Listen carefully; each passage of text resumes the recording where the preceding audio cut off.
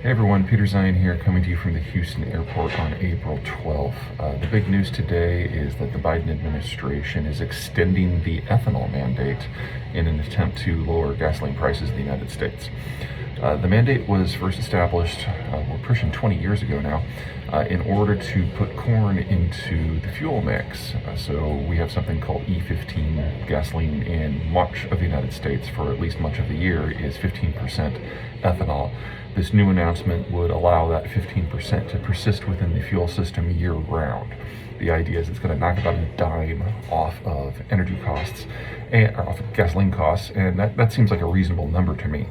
The problem is that between events in Russia and Ukraine and China, the world has massive shortages of all of the fertilizers that we use to grow crops. And any bushel of corn that is being used for ethanol is a bushel that is not being used for something else. Now, despite the name corn, most American corn is not fit for human consumption, and it's primarily used for industrial uses.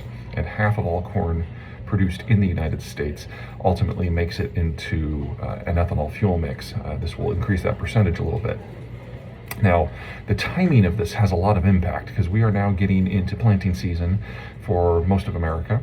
And so farmers are making the decision about what they're going to put into the ground.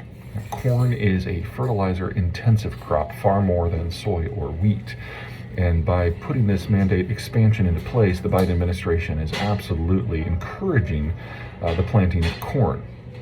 Remember, he's not an economist, he's a populist. He's not a Democrat, he's a populist. And his goal is to remove whatever pain he can from his constituents as quickly and as seamlessly as possible.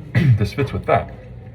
The problem is that any corn we plant now, it means that later when we get to harvest season is less soy and less wheat and less of the things we actually eat. And we are already dealing with a global food crisis because of the global food shortage and the global fertilizer shortage, and also because we're losing products, most notably wheat, from both the Russian and the Ukrainian spaces.